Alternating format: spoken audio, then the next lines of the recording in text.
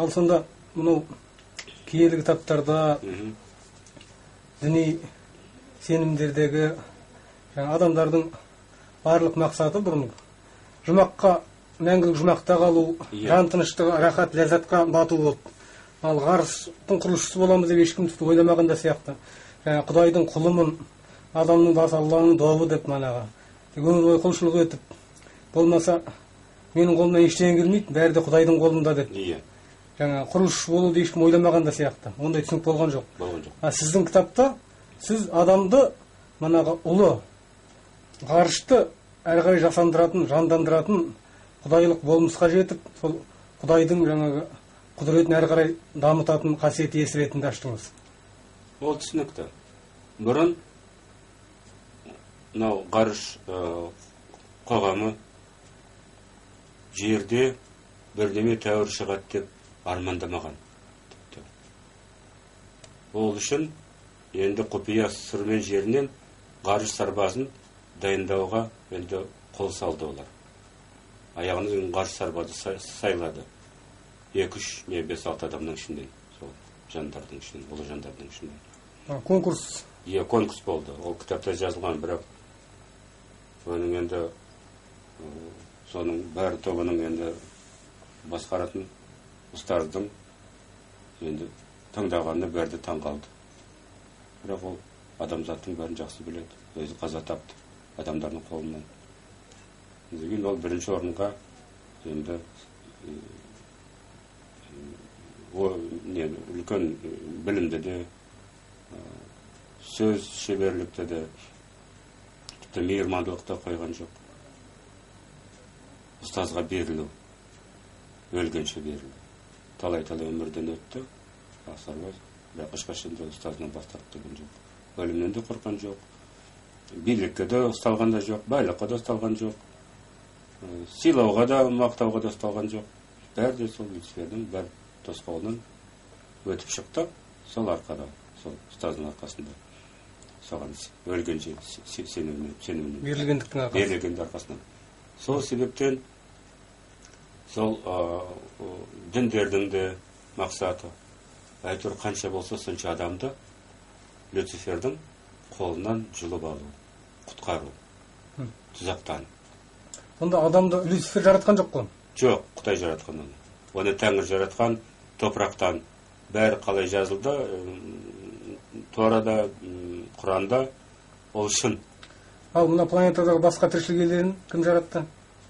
Тіршіліктерін басқасының өз несі құрылысшысы. Сол өз құрылышы өзінің планетасын құрып, оның бәр табиғатын құрып, сүзген аяғында адамды шығарғаны, бәрі де дұрыс болып шықты. Бәрі де. Тез, асығып, кішкене енді космос заңды бұзып, иерархия заңды бұзып, тездеп космосқа, қоғамға құрылышларды жасайым дегеннен, оның бұлай последовательность дейді. Бұзғанын кейін салдары. Люцифер соны пайдаланып, Құдайдан жасаған адамзатты өзіне бағындырып, алдап, оларға шарап беріп, оларға наша беріп, оларға алтынға жүгіртіп қолын сүзген, аяғынан сүзген, өлтіруге, қылмысқа, зұлымдыққа, жезөкшелікке бәріне де соны итерген сол Люцифер, оның біріншіден оның мақсаты қалай болса да менен биік енді құрылышы болмасын деп. Оның қызғаншылығы. Ол әр адамның ішінде бар. Әсіресе қазақтардың ішінде ондай тіпті. Бірде қазақтың 10-9 сондай. Ал екіншіден Құдайға теңдес адамды мен бұзсам, маған ешкімнің күш жетпейді деген. Ешкімнің күш жетпейді. Енді мен ғарышқа түкірем. Не істесем, соны істеймін. Сонда Құдайдың адамды жаратқандағы басты мақсаты ғарышты кеңейту ғой? Иә, ғарышты кеңейту. Дамыту. Ғарыштың құрылысшылары бәрі өте дұрыс, өте түзу жолмен.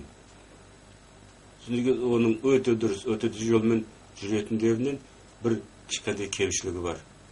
Олардың фантазиясы жоқ. Қайнаған ұмтылыс жоқ. әсіресе қазақтың балалары сияқты білімге тырысу ондай жоқ. Олар графикпен, немістер сияқты графикпен жұмыс істейтін, өте дұрыс, өте тәрбиелі, өте сондай нелер құрылысшылар, бірақ мұқият. Бірақ не жоқ ішінде.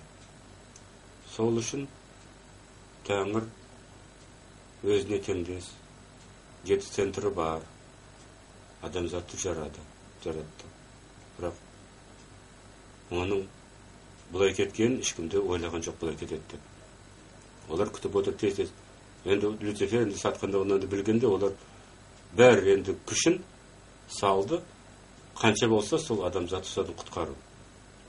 Тұзақтан құтқару. Тұзақ толып кетсе, ол не ірің сияқты денедегі. Жара. Ішіндегі тіпті де. Ол жарылса бітті, дене кетті. Космос кетеді. Соны жаратқан біздің Люцифер емес, лекең.